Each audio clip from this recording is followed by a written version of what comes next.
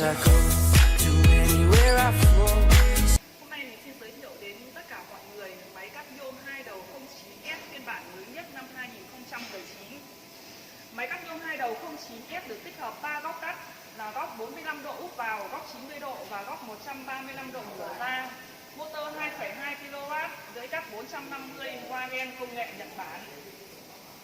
Phía trước và phía sau bệ máy đều bằng những tấm thép dày. Và đầu máy số 2 của chúng tôi được thiết kế là 2 piston kẹp rất là chắc chắn. Ở mỗi đầu máy thì chúng tôi đều thiết kế để các máng trượt để khi cắt thì để xây ngắn thì sẽ tự động trượt xuống, tránh trường hợp khi lưỡi thu vào bị móp nhôm hoặc là gãy răng. Trục bảo vệ được thiết kế là di chuyển lên xuống theo phương thẳng đứng, tiết kiệm được diện tích cho xưởng. Và trong quá trình sử dụng thì sẽ tránh được rung lắc, bảo vệ cho người sử dụng được tốt hơn. Ở đầu máy số 2 thì chúng tôi tích hợp là công tắc hãm hơi. Khi nào mà bạn chọn được một kích thước ưng ý thì sẽ dùng công tắc hãm hơi này để khóa đầu máy lại, sẽ không cần phải dùng tay giống như các dòng 09S thế hệ cũ. Bảng điều khiển thì được tích hợp tiếng Việt, dễ dàng cho việc sử dụng. Và các nút ấn thì đều được bọc cao su bên ngoài, tránh trường hợp khi mà lướt hoặc là mạt nhôm rơi vào gây kẹp nút hoặc là hỏng nút. Máy cắt 2 đầu 09S của chúng tôi có một ưu điểm rất là đặc biệt, đó là dây đẩy lưỡi cắt ra đó là dây vuông giống như các dòng máy CNC cao cấp. Và khoảng cách cắt 2 đầu ngắn nhất là 35 cm và khoảng cách cắt 2 đầu dài nhất là 3,7 m. Tổng chiều dài của máy là 5,2 m. Chiều rộng của máy cũng sẽ rộng hơn 09 thường và 08S rất nhiều. Trục dẫn hướng của chúng tôi là trục dẫn hướng phi 40, dây bẹt được kê liền lên trên bệ máy luôn. Cái thước thì được bọc nhôm và tránh trường hợp là các nguyên liệu cọ vào gây xước thước hoặc là hỏng thước. Toàn bộ thân và bệ máy thì đều được sơn bằng sơn tĩnh điện. Ở mỗi máy cắt 2 đầu 09S thì chúng tôi đều thiết kế 2 giá đỡ nhôm. Và bây giờ chúng ta sẽ cùng tôi để tham quan phía sau của máy.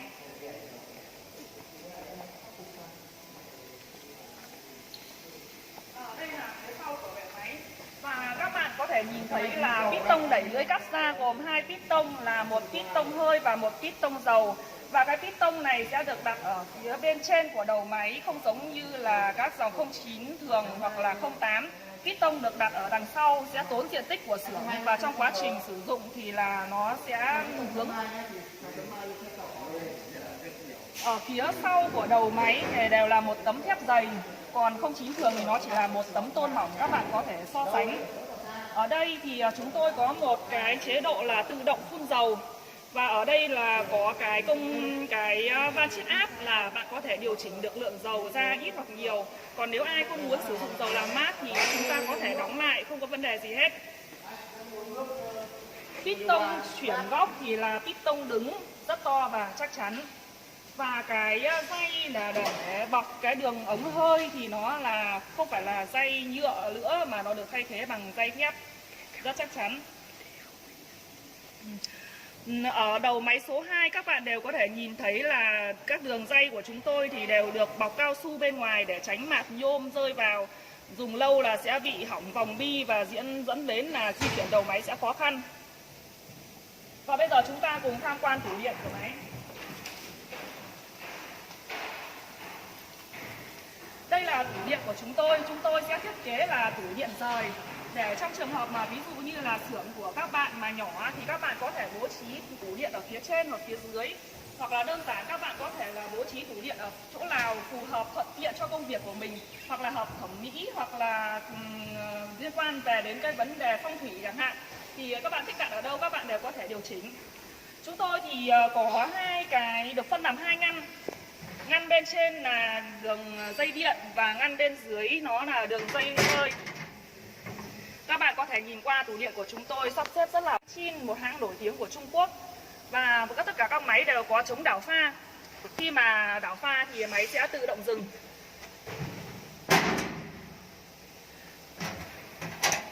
Vừa rồi thì chúng tôi đã giới thiệu cho các bạn tổng quan của máy cắt 2 đầu 09S. Và bây giờ tôi sẽ tiến hành cắt nhôm để cho các bạn xem là vết cắt và cái góc cắt của nó chính xác như thế nào. không nổi.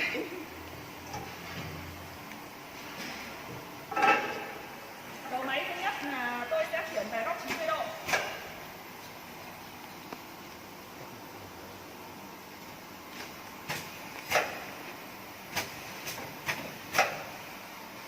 Thứ nhất thì mình sẽ kẹp piston. Khi kẹp piston chắc chắn rồi thì chúng ta sẽ khởi động motor. Tiếng motor khởi động rất êm ái và chúng ta sẽ tiến hành cắt.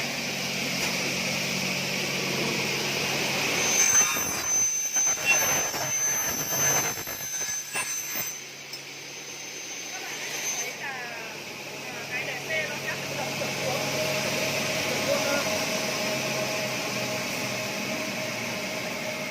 Đây các bạn có thể nhìn thấy đèn xe sẽ tự động trượt xuống và chúng ta sẽ xem vết cắt. Vết cắt rất đẹp và nếu như mà có thêm dầu làm mát nữa thì là chắc chắn là rất tuyệt hảo rồi. Và chúng tôi sẽ bảo hành cho các bạn về cái vết cắt này, nếu trong vòng 3 tháng mà sẽ 3 via thì chúng tôi sẽ đổi lưỡi mới hoàn toàn cho các bạn.